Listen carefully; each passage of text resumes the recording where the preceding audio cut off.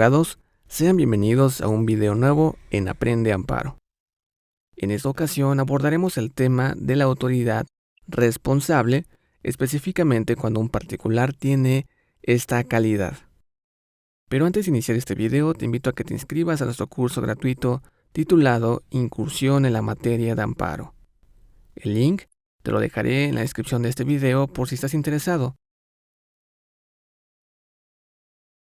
Como punto de partida, hay que recordar la clasificación que la teoría general del derecho hace de las relaciones jurídicas de coordinación, suprasubordinación y supraordinación. Las relaciones jurídicas de coordinación corresponden a las entabladas entre particulares, y para dirimir sus controversias, se crean en la legislación los procedimientos ordinarios necesarios para ventilarlas. Dentro de este tipo de relaciones se encuentran las que se regulan por el derecho civil, mercantil y laboral. Ahora, la nota distintiva de este tipo de relaciones es que las partes involucradas deben acudir a los tribunales ordinarios para que coactivamente se impongan las consecuencias jurídicas establecidas por ellas o contempladas por la ley, estando ambas en el mismo nivel, existiendo una bilateralidad en el funcionamiento de las relaciones de coordinación. Por ejemplo,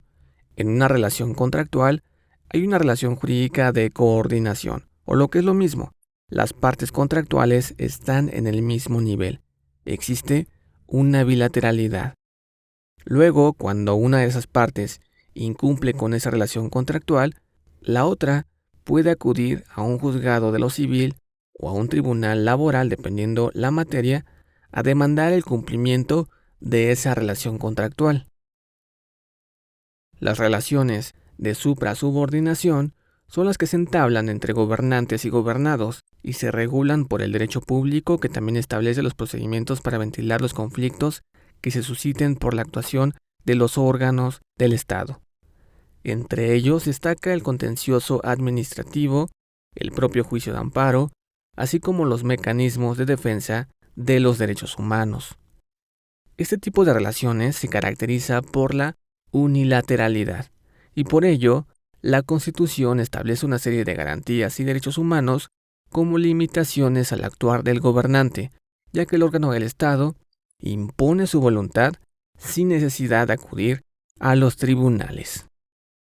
Un claro ejemplo de esta relación jurídica es cuando el Servicio de Administración Tributaria, que es un órgano desconcentrado de la Secretaría de Hacienda y Crédito Público, determina un crédito fiscal a un contribuyente. En este caso, la emisión de la resolución del crédito fiscal es un acto unilateral, porque el SAT no necesita acudir a un tribunal para imponer su voluntad. Luego, el gobernado tiene dos opciones: pagar dicho crédito o acudir al recurso administrativo o al juicio contencioso administrativo federal para invalidar el acto unilateral de la autoridad fiscal, sea porque el gobernante violó sus garantías o algún derecho humano. Incluso, de resultar desfavorable la sentencia emitida en el juicio contencioso, el contribuyente podría acudir al juicio de amparo. Finalmente, las relaciones de supraordinación son las que se establecen entre los órganos del propio Estado. Hecho este recordatorio, veamos qué nos dice el artículo 5, fracción segunda de la Ley de Amparo.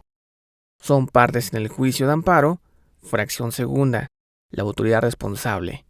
teniendo tal carácter con independencia de su naturaleza formal, la que dicta, ordena, ejecuta o trata de ejecutar el acto que crea, modifica o extingue situaciones jurídicas en forma unilateral y obligatoria, u omite el acto que de realizarse crearía, modificaría o extinguiría dichas situaciones jurídicas. Para los efectos de esta ley, los particulares tendrán la calidad de autoridad responsable cuando realicen actos equivalentes a los de autoridad, que afecten derechos en los términos de esta fracción y cuyas funciones estén determinadas por una norma general.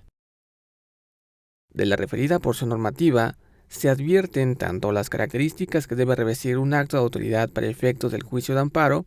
como la posibilidad de que los particulares, en ciertos supuestos, pueden tener la calidad de autoridades responsables. Esto es,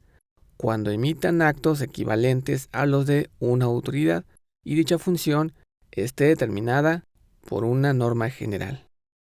No obstante, de la redacción de la ley de amparo, también se aprecia que el carácter de autoridad que puede revestir un particular no es consecuencia de la actualización de uno de los supuestos normativos taxativamente seleccionados y determinados para tal efecto por el legislador, sino que más bien la determinación del carácter de autoridad es el resultado del análisis que caso por caso debe realizar el operador jurídico. Esto es así porque el supuesto normativo fue expresado por el legislador mediante el uso de términos abiertos, previéndose únicamente las características que en cada caso deberán reunirse, y no por el contrario a través de una lista de supuestos específicos de actos de particulares a los que de forma previa se les atribuya el carácter de autoridad. Sobre esto es importante destacar que a través de los criterios jurisprudenciales 127/2015 y 112/2015, la segunda sala ha establecido en términos generales que para que un particular pueda ser llamado a juicio con el carácter de autoridad responsable, se requiere que el acto que se le atribuya sea equivalente a los de autoridad. Esto es, que dicte, ordene, ejecute o trate de ejecutar algún acto en forma unilateral y obligatoria, o bien que omita actuar en determinado sentido, afecte derechos creando, modificando o extinguiendo situaciones jurídicas, y que sus funciones estén determinadas en una norma general que le confiera la atribución para actuar como una autoridad del Estado, cuyo ejercicio por lo general tenga un margen de discrecionalidad. La Suprema Corte ha tenido que pronunciarse en múltiples ocasiones a efecto de determinar si de conformidad con la fracción segunda del artículo 5 de la Ley de Amparo, los actos de distintos sujetos de derecho en el ámbito privado reúnen o no las características necesarias para ser considerados como actos de autoridad, y en consecuencia, tener la aptitud para ser objeto de escrutinio constitucional en el juicio de amparo. Entre algunos casos que la segunda sala de la Suprema Corte ha tenido la oportunidad de pronunciarse respecto de actos de particulares, conviene mencionar los siguientes supuestos en los que se sostuvo que no constituyen actos de autoridad para efectos del juicio de amparo, con lo cual quedará más claro este tema. Los actos de las universidades privadas relacionados con la inscripción, evaluación, permanencia o disciplina de sus alumnos. La orden de baja emitida por los funcionarios de la unidad médica a la que está adscrito un médico residente de una especialidad. Los actos previstos en el contrato de suministro de energía realizados por la Comisión Federal de Electricidad, como empresa productiva del Estado. Al respecto, en esos casos, el hilo argumentativo que siguió el análisis de la Suprema Corte para determinar que los mismos no reunían las características propias de un acto de autoridad, descansó principalmente en que los actos mencionados tenían como origen y fundamento un acuerdo de voluntades celebrado entre quienes acudieron a juicio con el carácter de quejoso, estudiante, médico residente y contratante del servicio eléctrico, y a quienes se señaló con el carácter de autoridad responsable, universidad privada, unidad médica y CFE. Y, en consecuencia, tales actos no podían ser considerados como actos emitidos de forma unilateral, característica que, como ya se señaló, es exigida por la Ley de Amparo para que un acto pueda reputarse como de autoridad, además de ser una característica de la relación jurídica supra-subordinación. Es decir, de los precedentes mencionados, la segunda sala de la Suprema Corte sostuvo que los actos emanados de una relación contractual